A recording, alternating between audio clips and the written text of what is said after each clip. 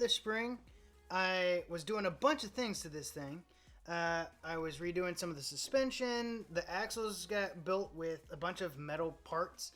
All that from Team Raffee, which is really nice stuff, by the way. I was also painting the cab and putting on a custom bed. And I just haven't kept y'all in the loop. Everything's been so crazy that now we're getting back to it. So I've done a lot of things since the last time you saw this. Not only have I gotten the entire cab painted, I also got all the stickers off, and I put on new decals, and I've gone and wheeled this thing a ton. This thing has a lot of run time, and it's done really well, surprisingly. I did get some cheap wheels. These are Treal T-Real wheels off Amazon. Dirt cheap. They're like 45 bucks for 4, which is not bad. And then I got some of these tires. These are actually stock tires. They're the Traxxas Trail Canyon 1.9s. I was really happy with them, and then I figured out, oh, cool, you can actually take off some of the lugs so that it performs a little bit better. So if you take that, compare it to a stock one,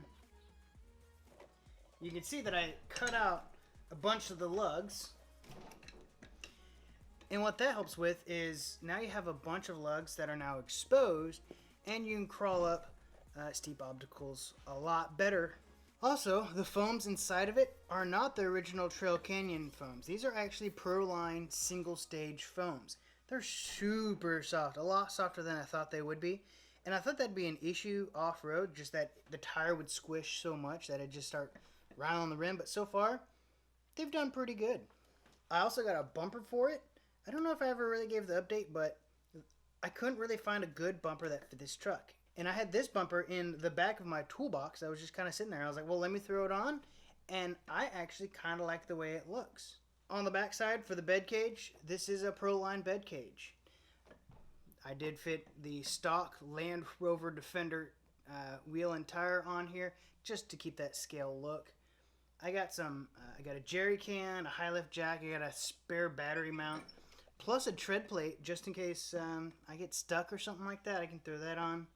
I also made my own hinge system, which you can kind of see there. Those are just like cushion hose clamps on top of a 3D printed bumper mount. So it's kind of janky, but you know, it actually works quite well. I'm rather impressed with it.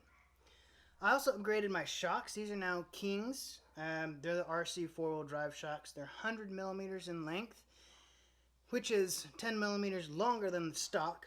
The previous shocks I were running were the Hot Racing internal sprung shock. They did really well, but the rod ends on each end weren't really rod ends. They were just an eyelet, and then you had a metal ball with high misalignment spacers, and then O-rings on the outside of it for it to turn. That worked. The shocks worked really well when they're clean, but when they start getting dirt in them, which you can see these are already filthy. I don't know if you can see that or not, but they are completely filthy. When you start getting dirt and grime into those O-rings, you can hear it scratching, and it did not do well. So that's when I just went ahead, bit the bullet. These are 45 bucks a pair, so you're right at $90, $95 shipped to get these. But so far, these have been phenomenal. They also have extra spring packs, so you can change out the springs depending on the weight that you're running. So for this truck, I'm actually running all lightweight springs. These are the lightest ones I can get. Though if you're running a heavier body, like a hard body, or you've got a bunch of accessories on it, like a front winch that's up here, or you got a roof rack with lights and just a bunch of stuff, you'll probably need to run a heavier spring. Other than that, the running gear is all bone stock. Aftermarket axles, but the gears on the inside is the same. All the links, the rod ends, the steering components, that's all the original stuff. I did put a Hobbywing 1080 for brushed motors as a new ESC. My other one, the Traxxas one, just took a dump, and that was that. I am actually still running the Titan original motor up in here. I have a Holmes Hobbies Sport 21 turn motor to replace this one. Just sitting in a box over there. This one still runs just fine, so I have really no reason to upgrade it. And this is the kitty that we're taking care of for right now. This does not replace Ren. We did not get a new cat. Oh, look at the camera. Look at the camera. Here you go. Yeah. He's very unamused. Okay, hop down. Dadgum cats. Something else that I've upgraded is I finally have a thumb wheel. 3D printed this bad boy. It works really well. Previously,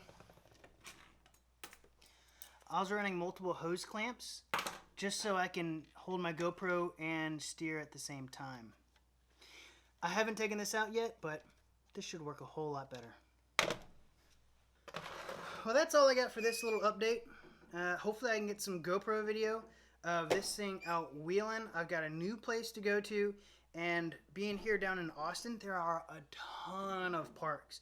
Although right now a lot of them are shut down, which is super unfortunate, but I'll see what I can do.